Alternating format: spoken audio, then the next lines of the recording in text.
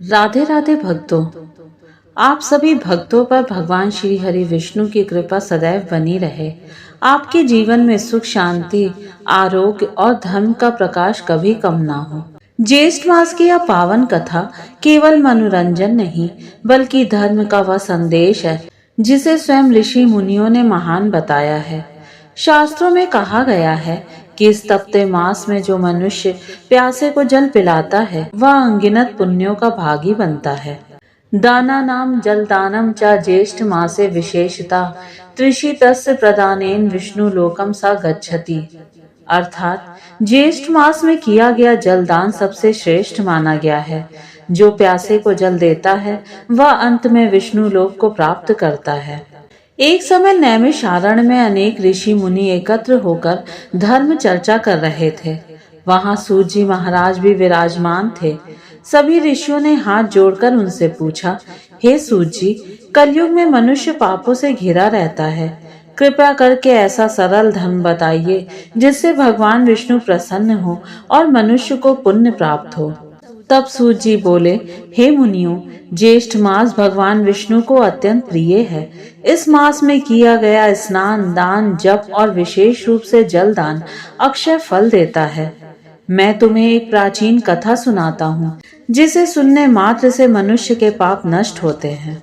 प्राचीन समय में अंग देश में हेमांग नाम के एक प्रतापी राजा राज्य करते थे।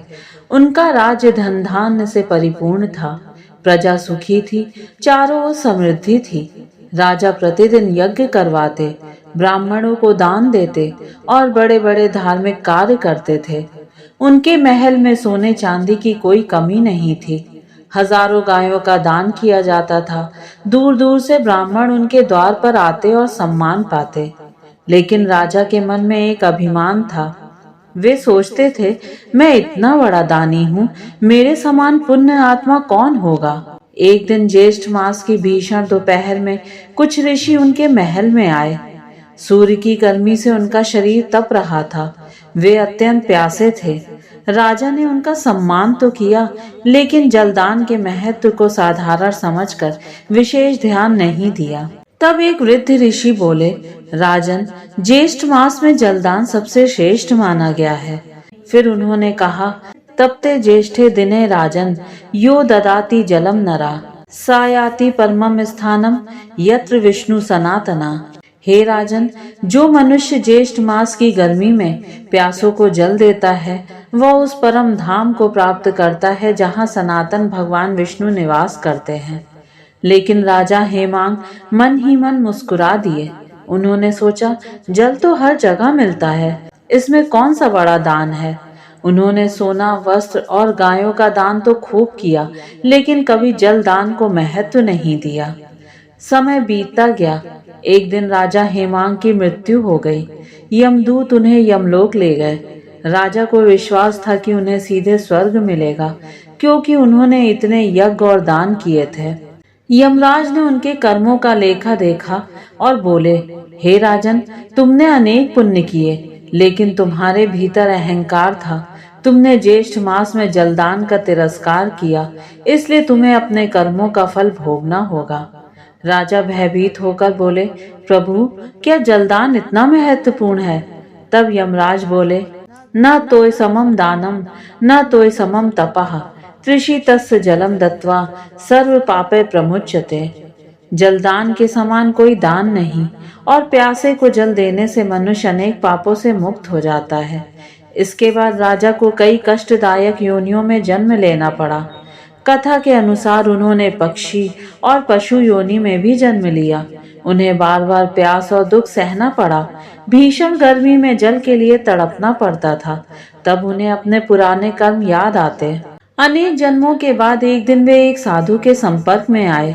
साधु ने ध्यान करके उनके पूर्व जन्म का रहस्य जान लिया। साधु बोले, तुम पूर्व जन्म में राजा हेमांग थे। तुमने बड़े दान किए, लेकिन जल दान को छोटा समझा। उसी का यह परिणाम है। यह सुनते ही राजा की आंखों से आंसू बहने लगे। उन्होंने कहा, गुरुदेव, अब मुझे क्या करना चाहिए। साधु बोले, ज्येष्ठ मास में प्यासों को जल पिलाओ, भगवान विष्णु का स्मरण करो और अभिमान त्याग दो। उस दिन से राजा ने अपना जीवन बदल दिया। उन्होंने जगह जगह प्याऊ बनवाई, राहगीरों को शीतल जल पिलाने लगे, जरूरतमंदों को फल और अन्न बांटने लगे। प्रतिदिन तुलसी माता की पूजा करते और भगवान विष्णु का नाम जपते। धीरे धीरे उनका हृदय निर्मल हो गया। एक रात भगवान श्री हरि विष्णु ने उन्हें स्वप्न में दर्शन दिए। चारों ओर दिव्य प्रकाश फैल गया। भगवान बोले, हे हेमांग, अब तुम्हारा हृदय शुद्ध हो चुका है। जो मनुष्य सच्चे भाव से सेवा करता है, उसे हम अवश्य स्वीकार करते हैं। राजा आनंद से भर उठे। जीवन के अंत समय में विष्णु दूत दिव्य विमान लेकर आए और उन्हें अपने साथ विष्णु लोक ले गए। भक्तों, ज्येष्ठ मास में जल दान का विशेष महत्व है। कोई भी दान छोटा नहीं होता।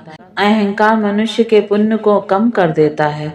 भगवान विष्णु सच्ची सेवा और विनम्रता से प्रसन्न होते हैं। तो हम सभी को ज्येष्ठ मास में प्यासे लोगों को जल पिलाना चाहिए, तुलसी माता को जल अर्पित करना चाहिए, ओम नमो भगवते वासुदेवाय मंत्र का जाप करना चाहिए, जरूरतमंदों को फल और अन्न का दान करना चाहिए और भगवान विष्णु की कथा सुनना चाहिए। ओम नमो भगवते वासुदेवाय। जय श्री हरि विष्णु।